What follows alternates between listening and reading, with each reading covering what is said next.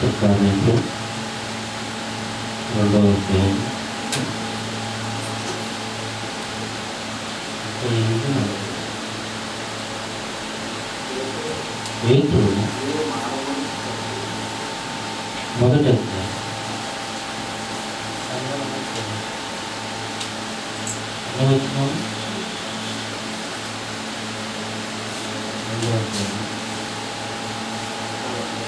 40.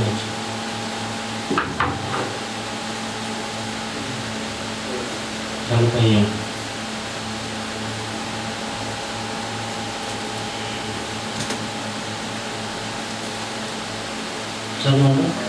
46. మరియు వారి ఏక మనస్కులై ప్రతి దినము తప్పక దేవాలయంలో కూడుకొని మీరేమో దేవాలయంలో వెలుస్తారు, వారేమో ఎక్కడ వెలుస్తారంట? ఇంటింట.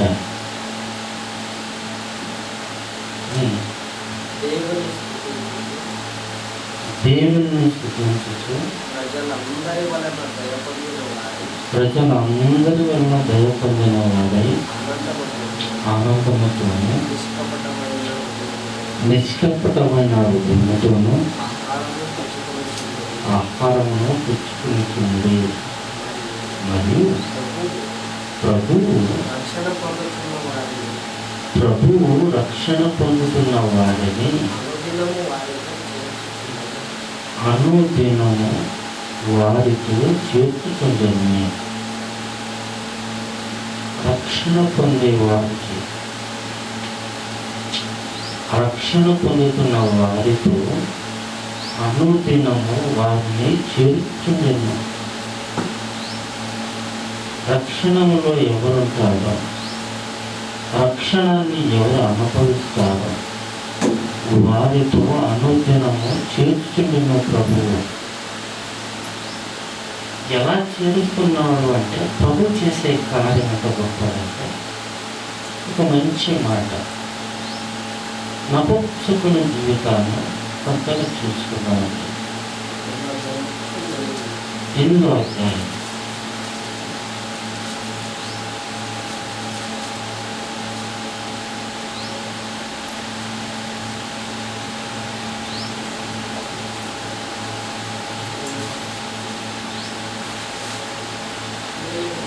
27 వస్తుంది.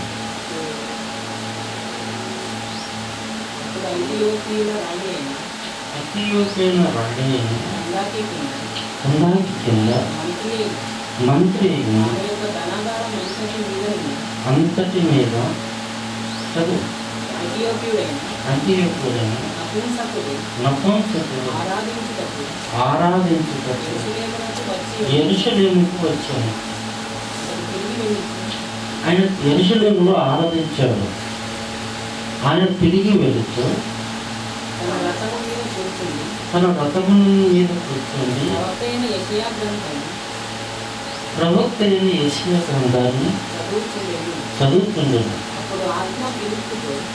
అప్పుడు ఆత్మ ఫిలిప్పుతో నీవు ఆ రథం దగ్గరకు వెళ్ళావు. ఎవరు చెప్తున్నారట?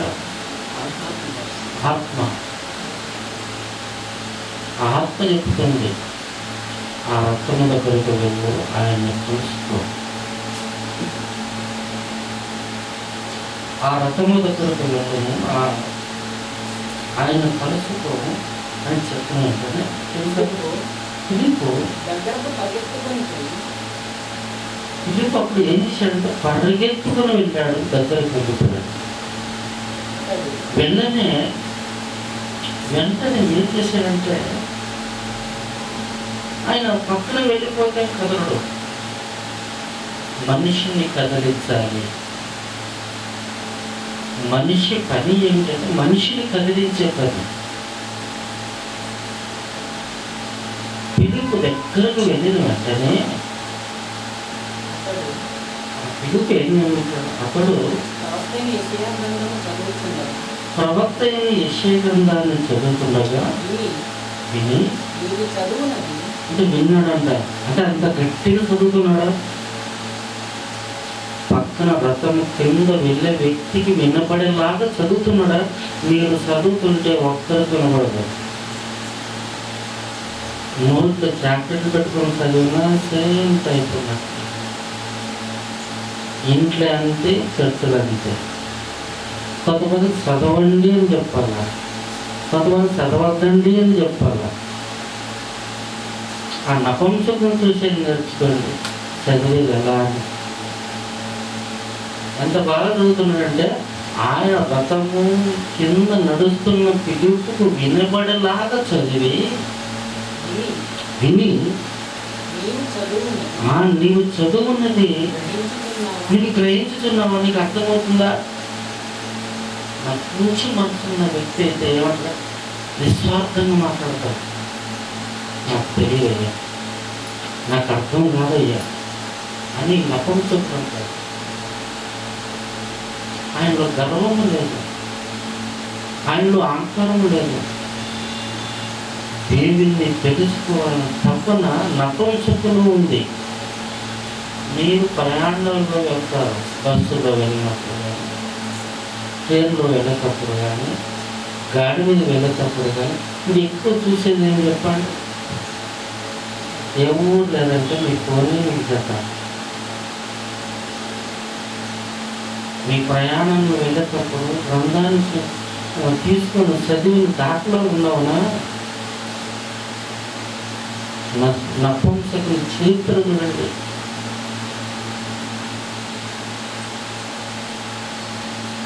దేవాలయానికి వెళ్ళినా తిరిగి వచ్చిన గ్రంథాన్ని చేపట్టాడు.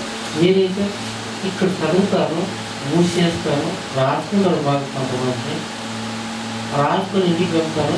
మరి తిరిగి వారం నాడే చూడాలి రాసుకునేది కానీ, రాసేది కానీ, ఆ బుక్ కానీ, ఆ బైబిల్ కానీ, గ్రంథం. ఆయన దేవాలయంలో వెళ్ళి దేవుని ఆరాధించి తిరిగి వచ్చేటప్పటికి దాన్ని ధ్యానిస్తూ వస్తున్నాడు. ఆయన జీవితం ఎక్కడది, మీ జీవితం ఎక్కడది? మీరు ఆలోచించండి.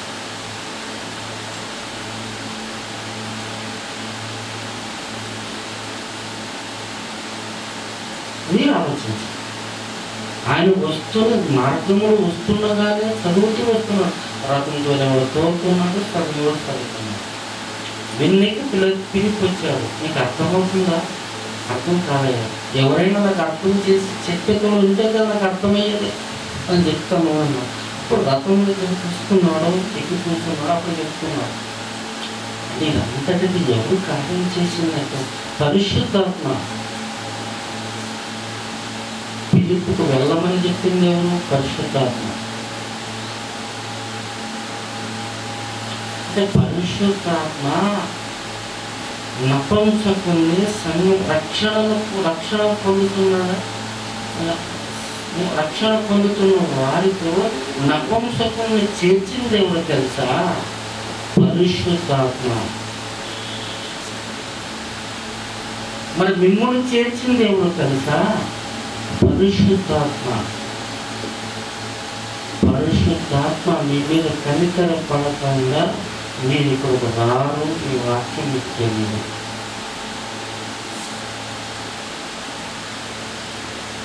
అంటే పరిశుద్ధాత్మ నపంసకుని ఎలా చేర్చిందో, కొర్నేలుని ఎలా చేర్చిందో, పరిశుద్ధాత్మ అందరినీ చేర్చేవాడు. రక్షణ పొందుతున్న వారితో అనుదినము చేర్చేవాడు పరిశుద్ధాత్మ. చేస్తూనే ఉన్నాడు. ఎప్పటి వరకు చేర్చే పని అంటే ఇంకా అంతం వరకు నాదే పని. యేసు వచ్చే ప్రాణం పెట్టే వెళ్ళాడు. నా పని ఎంత తెలుసా? ఆయన ప్రాణం పెట్టిన సంఘంలోనికి చేర్చే పని. ఆయన స్థాపించాడు, మనం చేస్తున్నాడు. తన రక్తాన్ని కాల్చి సంఘంగా నిర్మించిన ఆ సంఘంలోనికి చేర్చే పని నాది.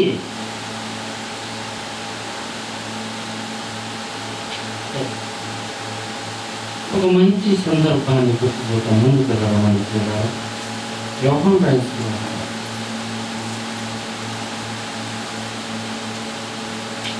అది 20 అధ్యాయం ఇంకా అపోజిట్ కార్యం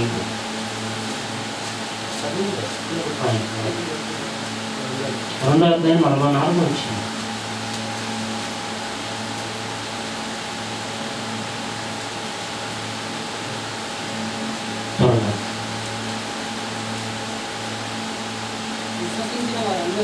విశ్వసించిన వారందరూ ఏకముగా కూడి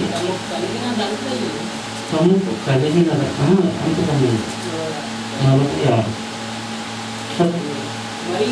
మరియు ఏక మనసుకులై ప్రతిదినం దేవాలయం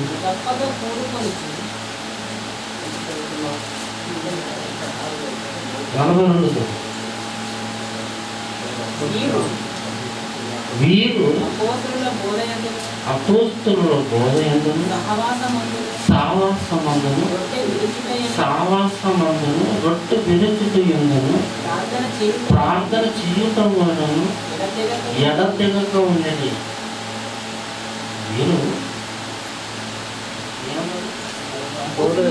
అపోస్తలుల బోధయందును సావాసం రక్షణ పొందుతున్న వారు సావాసం. రక్షణ పొందుతున్న వారు సావాసం అంటే నపుంసకుడిని ఈ సావాసంలో ఎందుకు కలిగినట్టు మీరేమంటారు? మీ అందరికి తెలిసిన ఒక నార్మల్ వాక్యం మీ అందరికి తెలిసింది.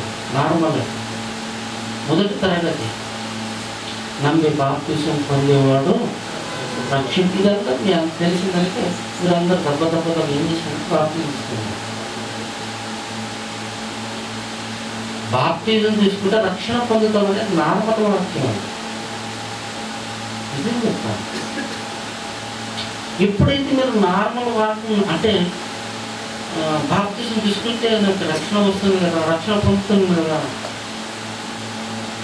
అని వెంటనే మనం అందరూ తీసుకుని అంటే రక్షణ పొందడానికి ఇష్టపడి తీసుకున్నవారు మనమైతే. ఎందుకంటే రాబోతున్న ఉగ్రతను తప్పించుకోవాలని ఆశపడినారు. ఇప్పుడు రక్షణ పొందుతున్న మనకు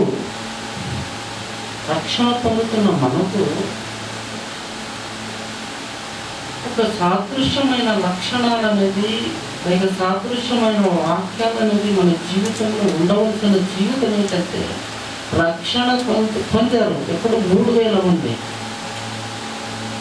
3000 మంది రక్షణ పొందిన వారికి ఏం చేశారంటే అక్కడ అపోస్తలుల బోధయందును సహవాసమందును ఈ కల్చర్ ఏంటికి ఇచ్చాడు మనకు,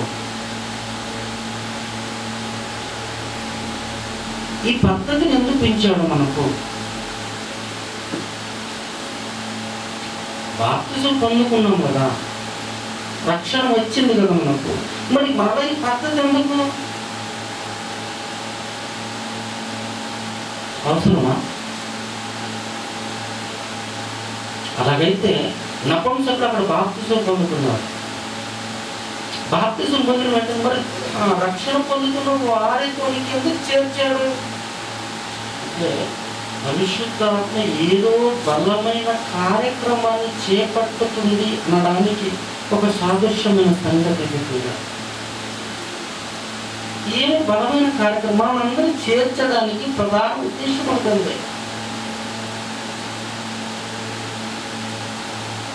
అనుదినము రక్షణ పొందుతున్న వారితో చేర్చడానికి ఒక బలమైన పరిశుద్ధాత్మ కారణం ఉంది. 14 అధ్యాయం యోహాను రాసిన సువార్త.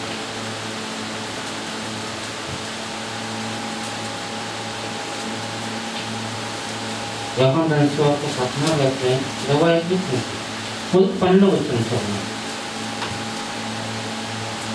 యోహాను రాసిన సువార్త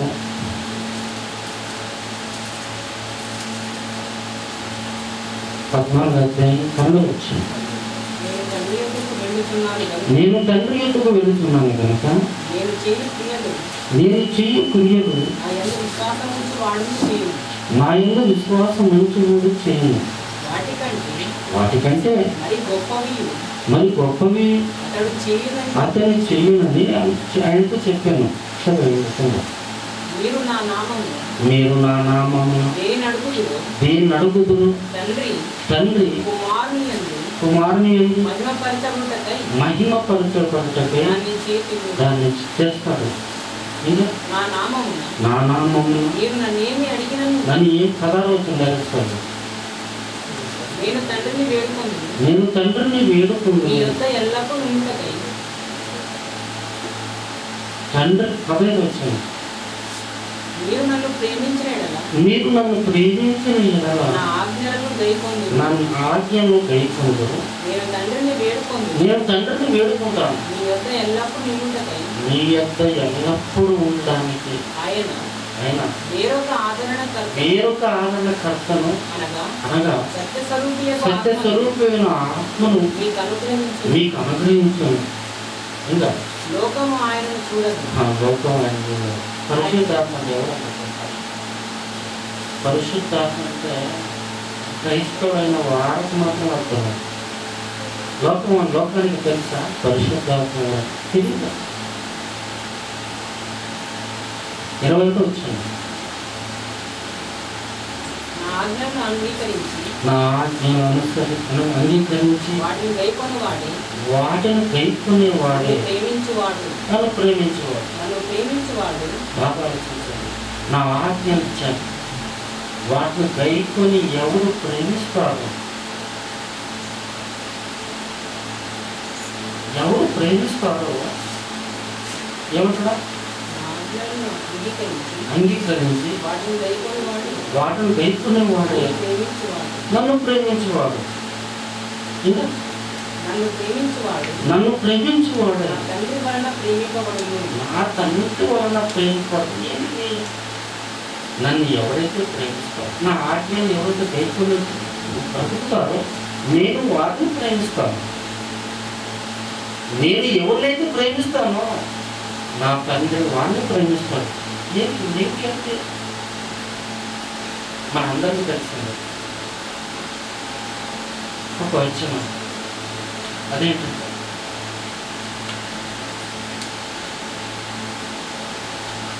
14 అది అర్థం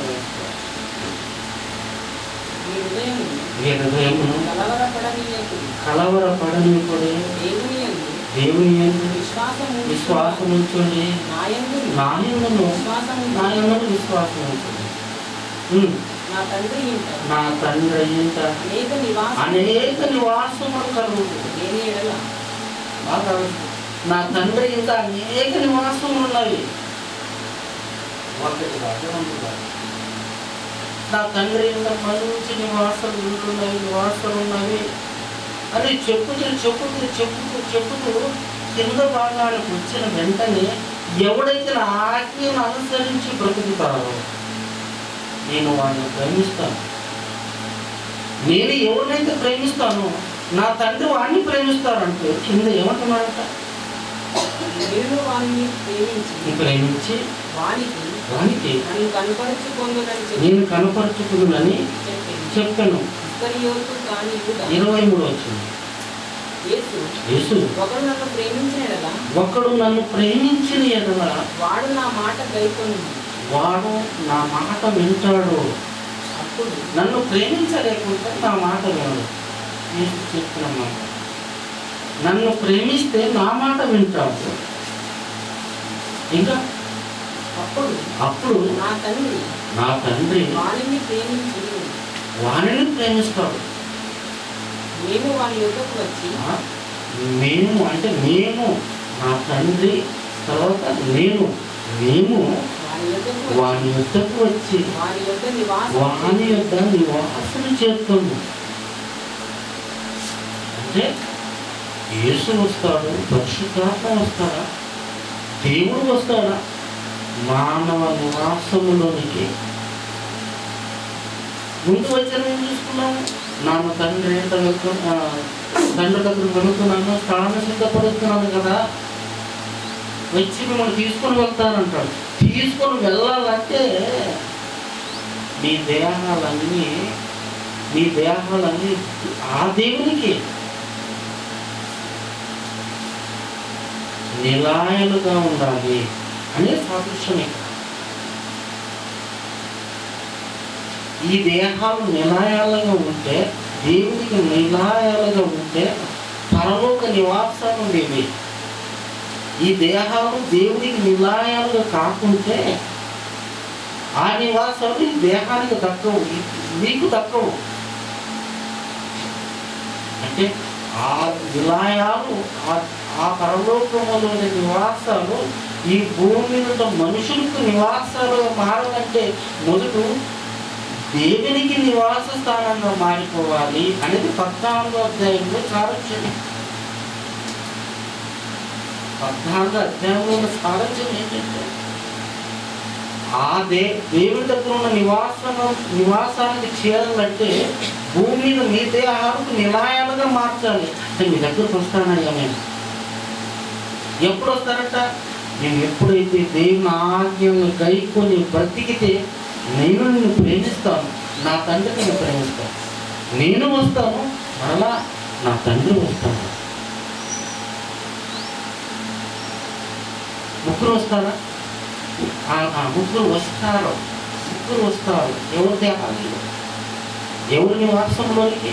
మానవ నివాసంలోనికి, నీ దేహంలోనికి. ఎవరెవరు? తండ్రి, కుమారుడు, పరిశుద్ధ. ఎప్పుడు వస్తారు? ఒప్పుకుంటే వస్తారు. నీకు ఒప్పుకున్నావు. ఎప్పుడు ఒప్పుకున్నావు తెలుసా? ఏమని ఒప్పుకున్నావు తెలుసా? నీ తండ్రి అని నమ్ముతాను,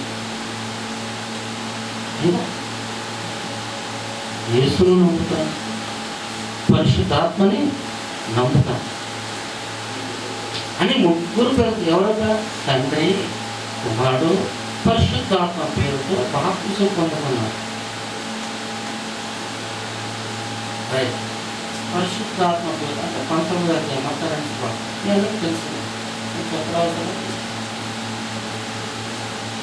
తండ్రి, కుమారుడు, పరిశుద్ధాత్మ నామంలో బాప్తిసం. ముగ్గురు వచ్చారు. ఎవరు వచ్చారు? మీరేమంటారు? పేరుకొని ఇవ్వాలని మీరు అనుకుంటారు. పేరుకొని ఇవ్వాలని మీరు అనుకుంటారు. లోన ఘర్షణ ఏం జరుగుతుంటే ముగ్గురు మీ దగ్గర నివాసం ఉండడానికి వస్తున్నారు. మీ దగ్గర ఉండడానికి వస్తున్నారు. ఎవరు వస్తున్నారంటే తండ్రి, కుమారుడు, పరిశుద్ధాత్మ.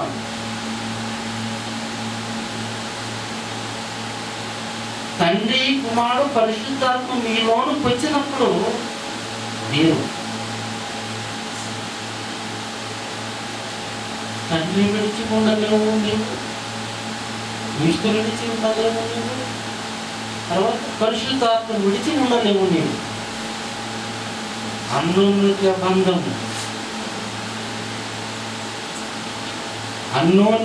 బంధము ఎలా ఉంటుందంటే ఈ లోక శక్తి నిన్ను విడిపించదు అని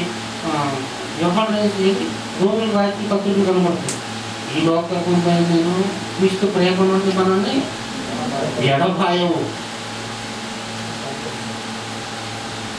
రాబోయేలో ముందు అయినా ఉంది ఏది నేను విడవ. క్రీస్తు ప్రేమ అంత స్థిరంగా ఉంటుంది. స్థిరపరచబడిన మీ ప్రేమ, స్థిరపరచబడిన మీ అన్యోన్యము, తండ్రి కొడుకుల బంధాలతో చిక్కుకూడబడిన నీ బంధం ఎలాంటి గొప్పదంటే తండ్రి కుమారుల మధ్యలో బందీ అయిన నీ ప్రేమ ఎంత గొప్పదంటే ఈ లోకమే నిన్ను ఎవరు విడిపించలేరు. అంత క్రీస్తు ప్రేమ బందీగా మారిపోయావు.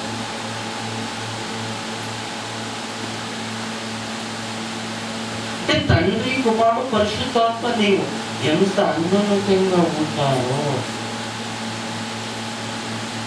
ఎంత అన్యోన్యంగా ఉంటారో. ఇంకా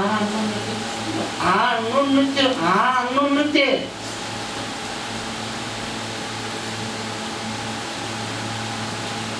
సంఘములో చేరుస్తున్నాడు.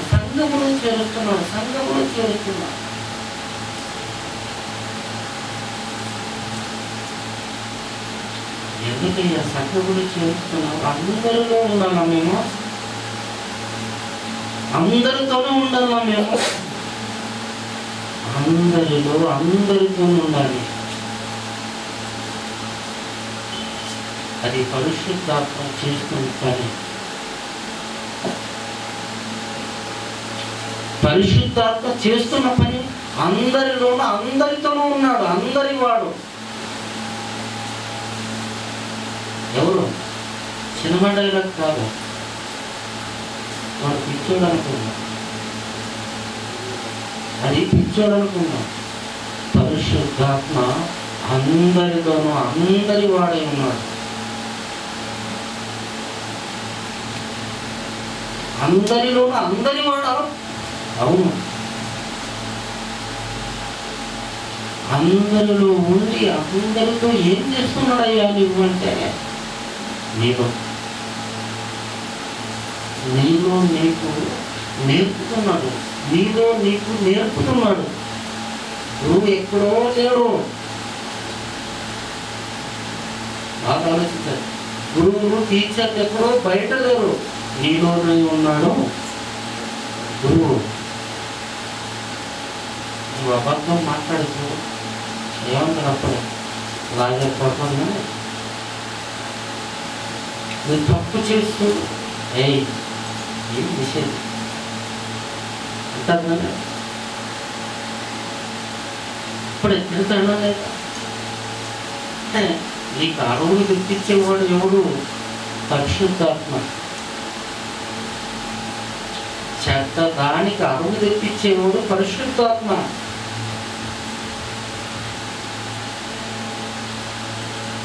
చెడ్డ దానికి అరువు తెప్పించేవాడే పరిశుద్ధాత్మ.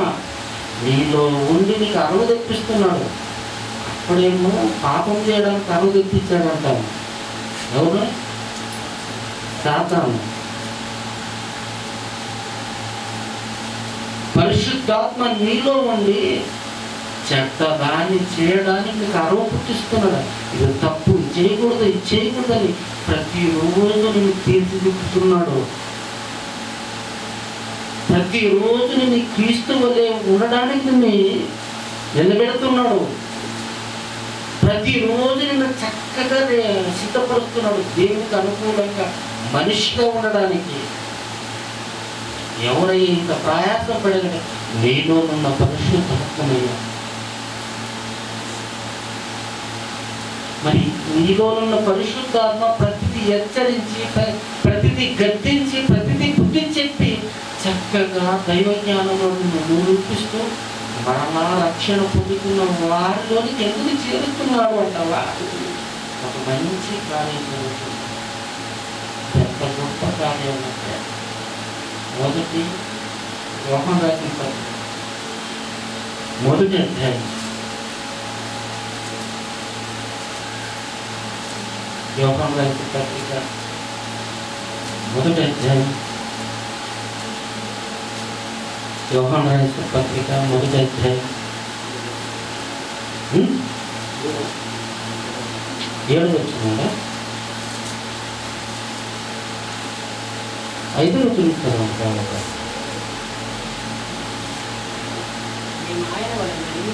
ఆయన వలన ఇది మీకు ప్రకటించు వర్తమానం ఏమనగా, దేవుడు వెలుగై ఉన్నాడు. ఆయన చీకటి ఎంత మాత్రము లేదు. ఆయనతో కూడా సహవాసం గలవారమని చెప్పుకొని, ఎవరితోని? దేవునితో సహవాసం అని చెప్పుకొని చీకటిలో నడిచిన ఎడల మీరు అబద్ధం ఆడతారు.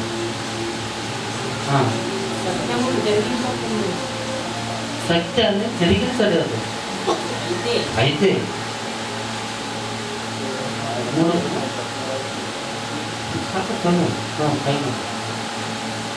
మేము ఆయన వల్ల మీకు ప్రకటించే వర్తమానం ఏమన్నా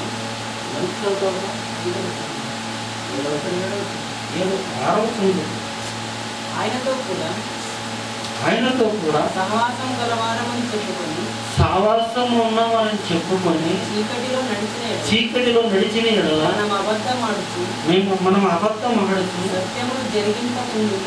సత్యమును జరిగింపకూడదు.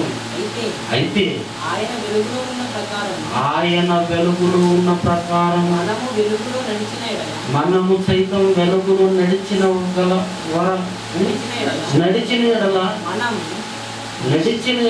మనము అన్యోన్య సహవాసం గలవారై ఉంటాం. అంటే ఆయన వెలుగులో ఉన్నాడు, మనము వెలుగులో నడవాలి. ఆయన వెలుగులో ఉన్నాడు, మనం వెలుగులో నడవాలి. ఆయన వెలుగులో ఉన్నాడు, నువ్వు చీకటిలో నడుస్తున్నావు అంటే నీకు అన్యోన్య సహవాసం, దేవునికి పరిశుద్ధాత్మకు యేసుక్రీస్తుకు నీకు అన్యోన్య సహవాసం లేదు అర్థం. వారు వెలుగులో ఉన్నారు, నీవు సైతం వెలుగులో నడిస్తే మనము అన్యోన్య సహవాసము గలవారై ఉండుము. మనము అన్యోన్య సహవాసము గలవారై ఉండుము. మనము అన్యోన్య సహవాసము గలవారై ఉన్నాము. అన్యోన్య సహవాసం చాలా ముఖ్యమైనది. ఎంత ముఖ్యమైనది? అన్యోన్య సహవాసం అనేది ఒక దోస్తులు కలుపుతుంది. సహవాసం చాలా రోజులు ఎక్కడ పోయిందా ఒక ఫ్రెండ్షిప్ కలుపుతుంది కదా అన్యోన్య సహవాసం. కానీ సంఘంలో ఉంటున్న మనకు అన్యోన్య సహవాసం తెలుసా? లోకములో పనికిరాని వారే నా బెస్ట్ ఫ్రెండ్ అని చెప్పేందుకు పట్టుకొని అంత దోస్తుగా స్నేహితులుగా బ్రతుకుతున్నారు కదా. సంఘములో చేర్చబడి ఎందుకు చేర్చబడ్డారంటే రక్షణ పొందడానికి. సంఘములో ఏమి దొరుకుతుందంటే మీకు రక్షణ.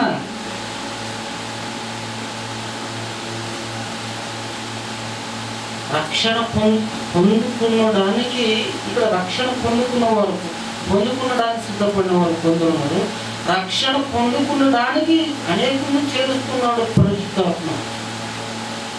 అనేకులను పరిశుద్ధాత్మ చేరుస్తున్న సందర్భంలో ఈ సంఘములో ఉంటున్న మనమంతా అన్యోన్య సహవాసం అనేది చాలా ముఖ్యం. అన్యోన్య సహవాసం లేకపోతే ఏమి జరుగుతుందంటే ఏం జరుగుతుంది? అప్పుడు ఆయన అన్యోన్య సహవాసము గలవారై ఉందుము.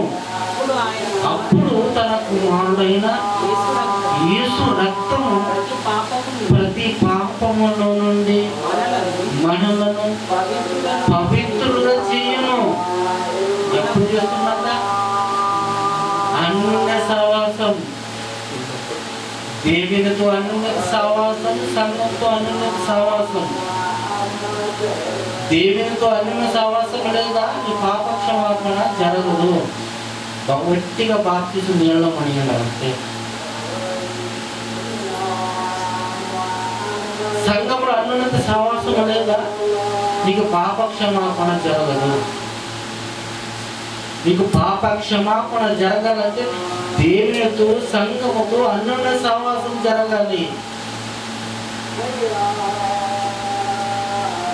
అన్యోన్య సహవాసం లేకుంటే బయటికి పోతే ఏమవుతుందో మీ అందరికి తెలిసిందే కదా. జలప్రలయంలో బయట ఉండాలి. ఏమైంది మీరే చెప్పండి, ఏమైంది? నీకు మునిగిపోయారా? బయట ఉన్న వాళ్ళందరూ మునగా ఏది ఓడలో ఉన్న వాళ్ళందరూ రక్షణ రక్షణ పొందుతున్న మీకు మోహ వాడ లాంటిది. దీని నుండి బయటికి పోయారా, బయటికి తిరగాడారా, బయటికి ఉండారా, మీరు ఎప్పుడు ప్రమాదంలో పడతారో మీకు తెలియదు. సంఘం అంటే ఆశ. ఇది దేవుడు చేర్చబడేది, దేవుడి చేత నడిపించబడేది.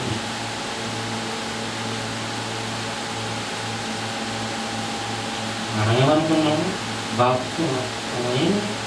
నమ్మి బాప్తిజం పొందుతుంటే రక్షింపబడుతున్నాం మనం అనుకున్నాం. అంతే కాదు. అన్ని బాప్తిజం పొందుతున్నాం, 3,000 మంది అక్కడ పొందుతున్నారు కదా. మళ్ళీ ఎందుకు ఈ సహవాసము రొట్టె పెరుగుట, ప్రార్థన చేయుట, వాక్యం చేయుట అవసరమా?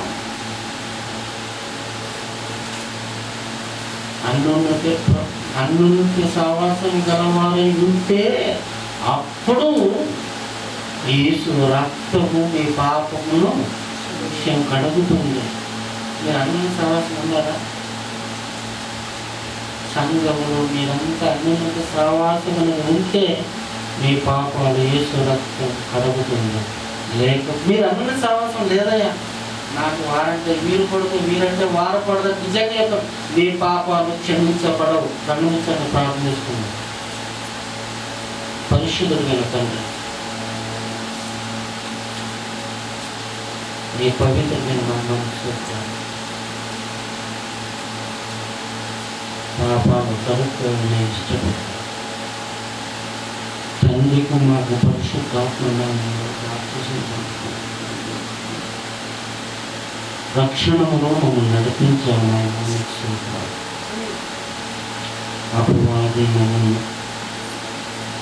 రక్షణను తప్పించాలని పోగొట్టాలని ఎన్ని ఎరలు వేస్తున్నప్పుడు మాకు తెలుసు. ఒకసారి మీ దయగల మనస్సు కూడి చేరుకున్నాను అందరికీ కంచె వేసి కాపాడమని ప్రార్థిస్తున్నారు. దుష్టుడు జీవితాన్ని పాడు చేస్తున్నారు. దుష్టుడు ఈ మనస్సును చెడుపు వేయకుండా మీ వాక్యాన్ని ఎదిగిన పొందినాను.